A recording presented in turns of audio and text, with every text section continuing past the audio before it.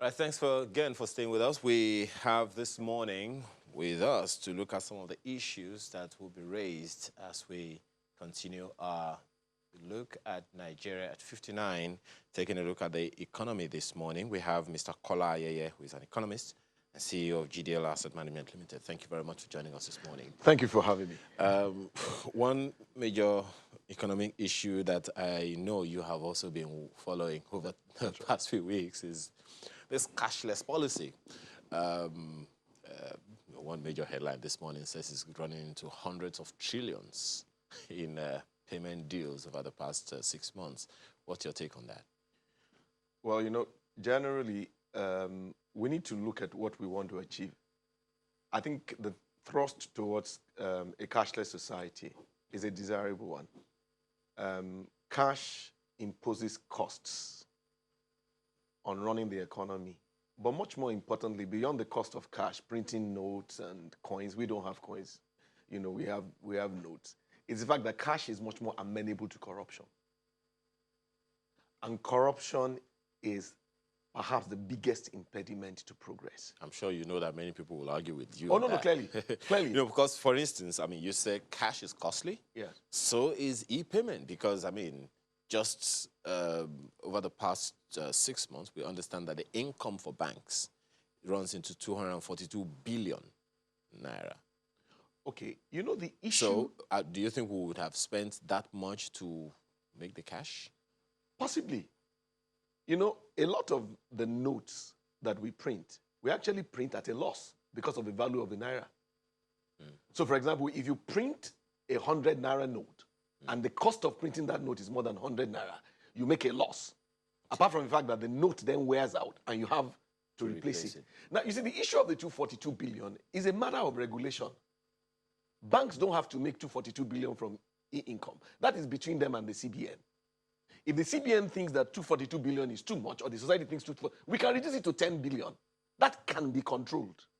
But you see, what can also be controlled with that 242 billion is there is transparency with who is receiving money and who is paying it, which you don't have with cash. If CBN advocates or decrees today that the charges on electronic payments is nil, banks have to comply. Okay. But, looking at Nigeria over the past 59 years as well, one issue that's on the burner these days is that of economic diversification. Right. We've focused on one economic item for too long. Sure. That's according to, of course, you also are agreeing now, and a number of people have said that. How well do you think we have fared over the past 59 years? Given that Nigeria didn't discover oil until 1956, 56, that's right. And before it became prominent in the 70s, we were doing very, very well with agriculture. But now we're struggling to get back into agriculture. Over the past 20, 30, 40 years, we've been struggling to, reactivate agriculture. How well do you think we're faring now? I think we should be frank with ourselves. Because if we are going to solve a problem, we must acknowledge it. We have fared badly.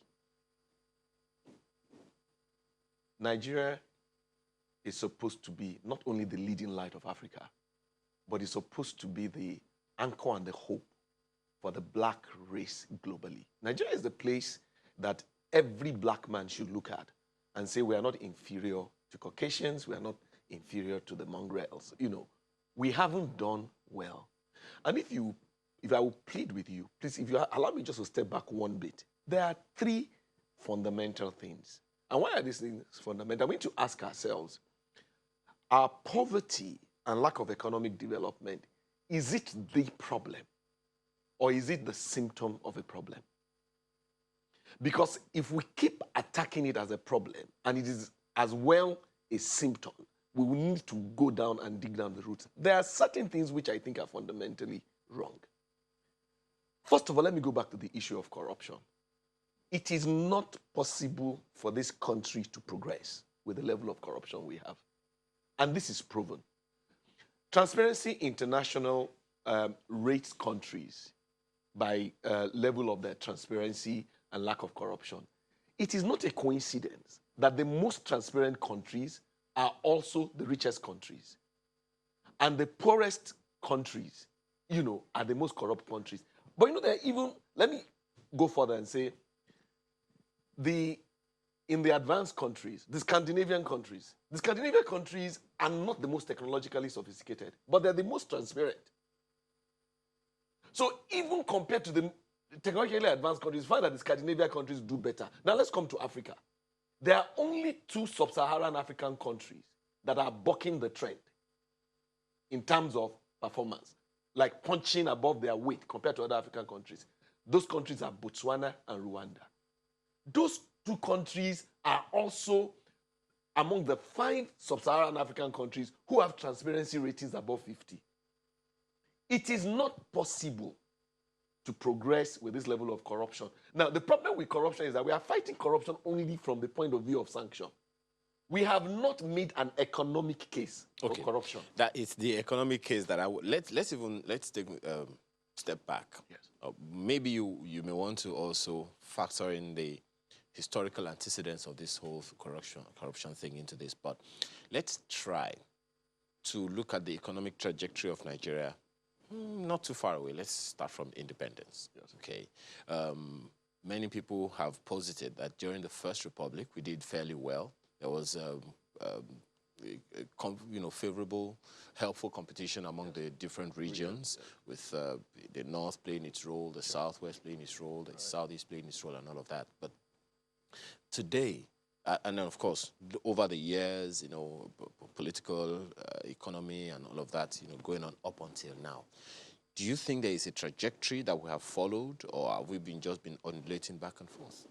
To some extent, there was a trajectory. But unfortunately, some things were destroyed. Beyond mentioning the issue of corruption, the second is institutions.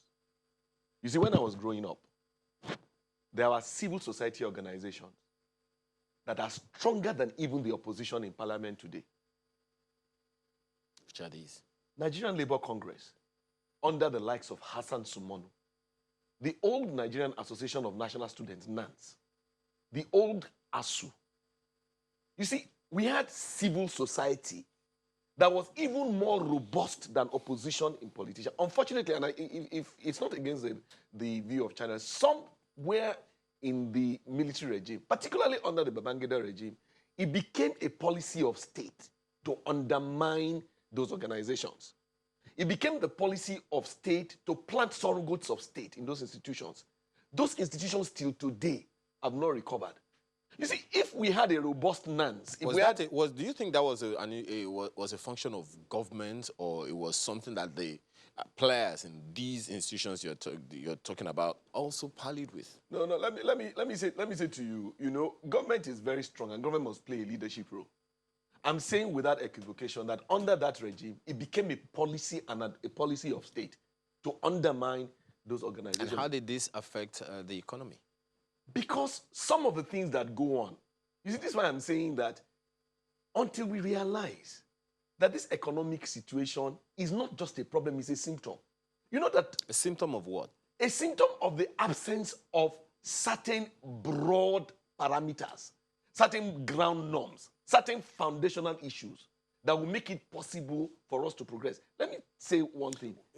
Before you go, I like us to make this, of course, let this conversation be, functional, both ways.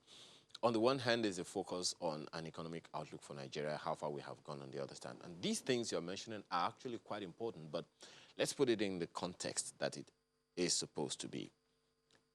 If we factor in these arguments that you're putting up in the light of the economy, how does it help or harm our progress? That's what I'm Secondly, you may also want to factor this in. When we say progress, how do we measure progress? Okay. I am quite... the economic progress and the condition of the average Nigerian is something that has been of interest to me. And the sentiments you have are the sentiments I have. It took me some time to come to the conclusion that these things that appear detached from the economy are the foundation on which the economy then starts to grow. You see, 70 years ago, for the first 30 years of the Chinese revolution, China didn't progress much. About 40 years ago, certain things changed. You see, I'll jump to the economy, which I know is the heart of this discussion quickly. You see, when we deal with corruption, we deal with institutions, then we have to deal with the Nigerian doctrine. The Chinese found that the communist doctrine wasn't working. And so 40 years ago, they didn't throw away all of it, but they also opened up, to a lot of entrepreneurship, to the capitalist side. They blended it. It's not the pure Western philosophy. Now, you see, the economic philosophy we are following now started in the mid-80s. We've brushed it, we've polished it, but substantially from the mid-80s, we adopted the structural adjustment program. Before that, from the 60s till then, the philosophy of the Nigerian economy was that government shall be in charge of the commanding heights of the economy. That was the rule. When we had a problem, we had the structural adjustment program. We can look back now and say it hasn't quite worked. Now we also need a Nigerian doctrine. Quick one on that structural adjustment programs. What are the elements of that policy that should have worked that didn't? First of all, part of its unintended consequences was a total collapse of social services. Before structural adjustment program, the country could afford to fund health and education. And we had some of the best institutions. It was unintended, but it was with the advent of SAP that universities and tertiary health institutions collapsed. Public funding of education collapsed. The endless devaluation of the currency set in. Then there was a contraction of manufacturing, and there was a substantial growth of the financial services sector compared to other sectors. Those are the consequences of the structural adjustment program. But in none of these, Mr. Ayeye, you haven't spoken about the fact that we went from multi-economic activities to just one economy. Now, you see, one of the things that will happen is, you see, I'm saying that if we are running in a direction, all Nigerians, whether corrupt or not corrupt, leaders, followers, want Nigeria to progress. They want the economy to be diversified. We've been speaking about it for 20, 30 years. Why isn't it happening? So why isn't it happening? I'm saying that there are these things that we need to get the fundamentals right. See, Botswana is a monoproduct economy. It sells gems and diamonds the way we sell crude. In the mid-60s, Botswana's per capita income was less than $100, much worse than Nigeria. Today, Botswana is an $8,000. It is officially classified by the World Bank as a high income, as a high middle income country. Why? Botswana has got corruption under his belt. Now, let me come to this. You see, the average Nigerian needs to know that I need to fight corruption so that it will be well with me and my children. So once we've done that, once we have done that, now we also need to think of the Nigerian doctrine. There are 3 units of economic activity in the country. There is government, there are private sector, and there are households. You see, we need to reinvent a Nigerian doctrine that is based on the realities of what we face. Today, government is thoroughly inefficient and ineffective. Households are weak. We need to invent a Nigerian doctrine that starts to give responsibility for things government traditionally does and has failed to do to the private sector. We need the Nigerian doctrine was something that realizes our own strengths and our own weaknesses. I mean, is there any way you can identify some of these strengths of the Nigerian doctrine or the weaknesses of the Nigerian doctrine? The Nigerian doctrine has kept most of us poor. We are the poverty capital of the world. We have failed to diversify the economy. We take 3 steps forward and 5 steps backwards. President Obasanjo paid off all of the debt. We are $25 billion back in debt. We are going round in circles. So if you permit me for a second, some of the things we need to do in terms of going forward, maybe if I measure some of the things that are important, we need to look at things which can give the average Nigerian immediate short-term relief talking about the economics.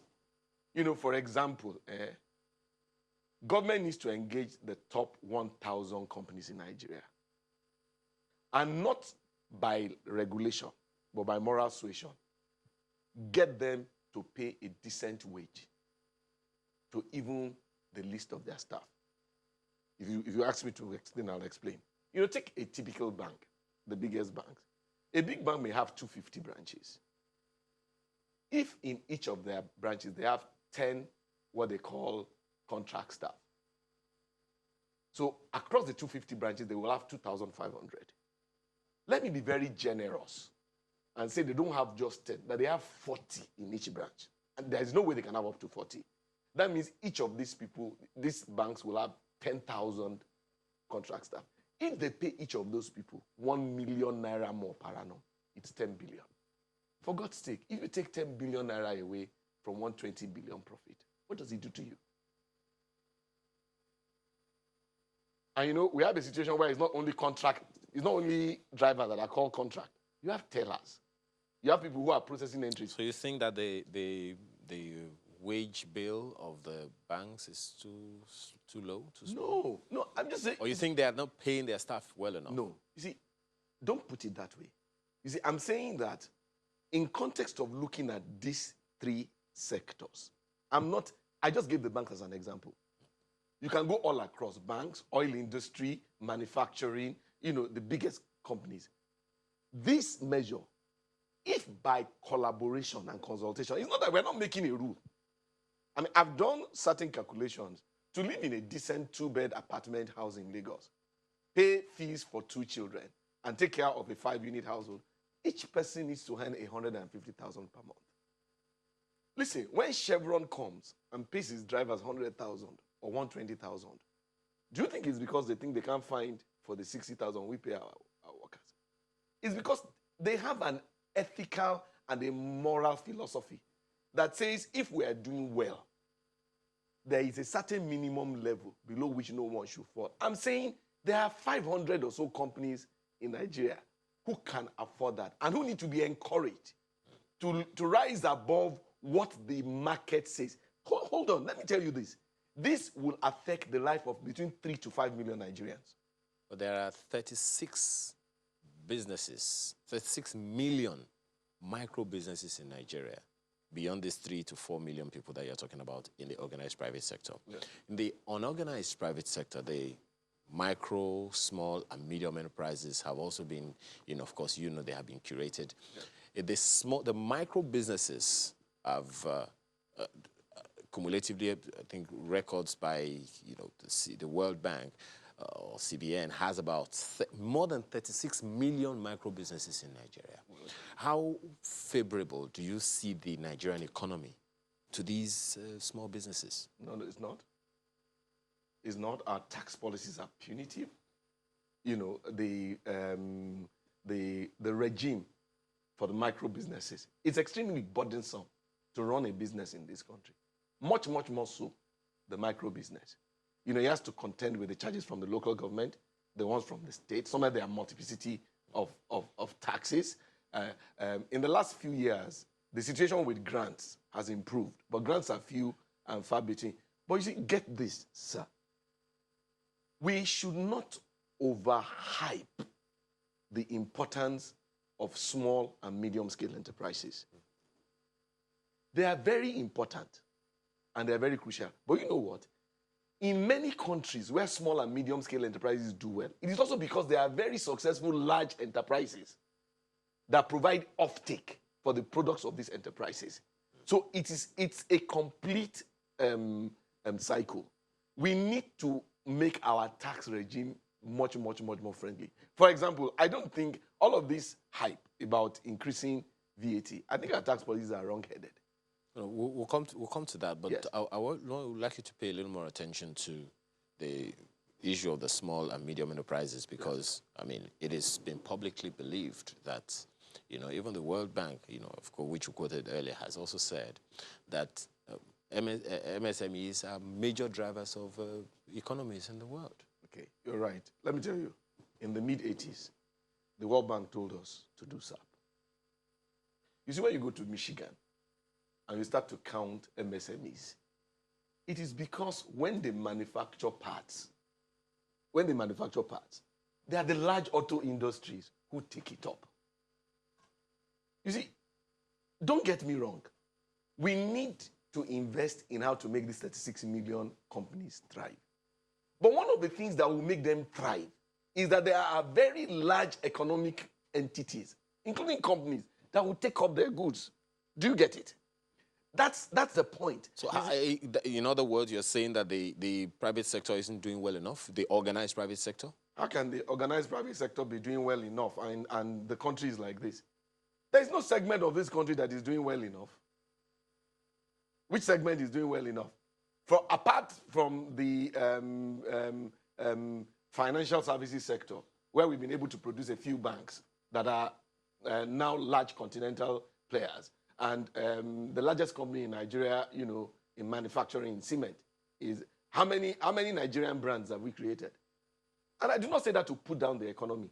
I say it to say that we need to do a whole lot more. You see, in reinventing the economy, Okay, yes, go on. in reinventing the economy, we must look at the things that will produce growth. What are these things? Income improvement, for the households and for the average Nigerian. And that means that, you look at short term. What can I do? You see, there's a lot of pain out there.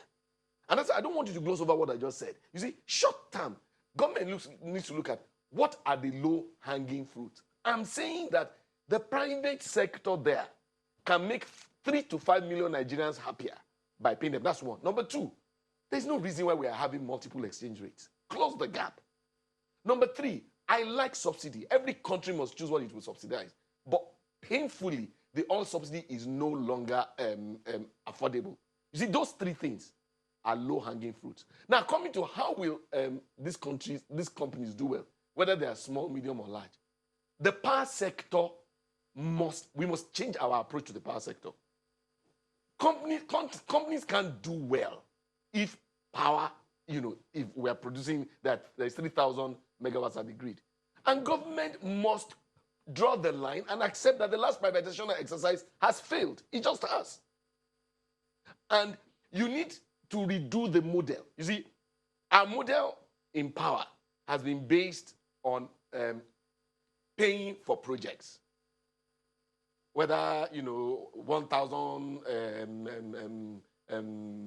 megawatts power plant, transmission lines, and distribution. No. We now need to draw the line and have a situation where we invite the best-in-class companies and we give them contract where we pay for power that is delivered to the end user rather than power project. What am I saying? I will say the likes of Siemens, which the government has spoken to, the likes of GE, the biggest power companies in the world, we tell them, it's an open bid. In the next 5 years, we guarantee you payment on a daily basis of power that you deliver to the end user. How you do it is no longer a business. Are you following me?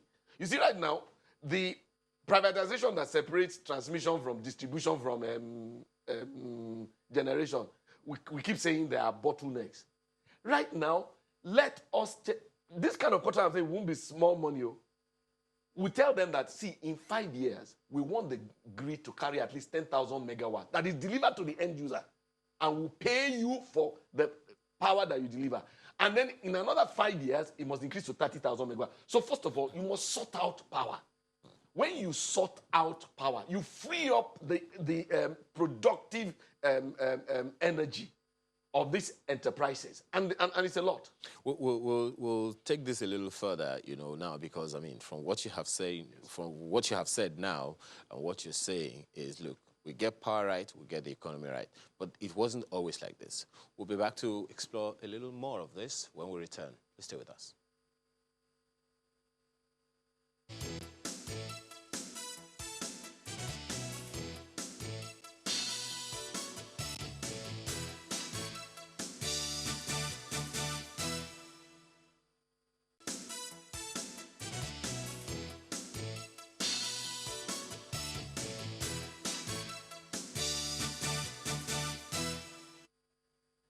Our concluding moment with Mr. Akola Ayeye, who is an economist and CEO of GDL Asset Management Limited. You quickly spoke about institutions the other time. Yes.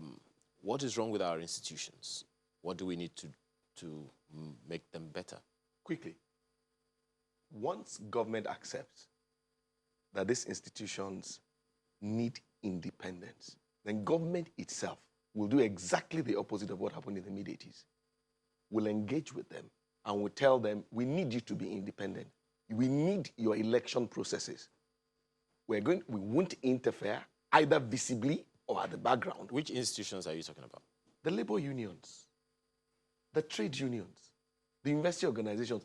See, remember what I said, that even in military rule, I was part of student demonstrations that bared down the guns of the military. Those were the kind of student unions we had. Hassan Sumonu, the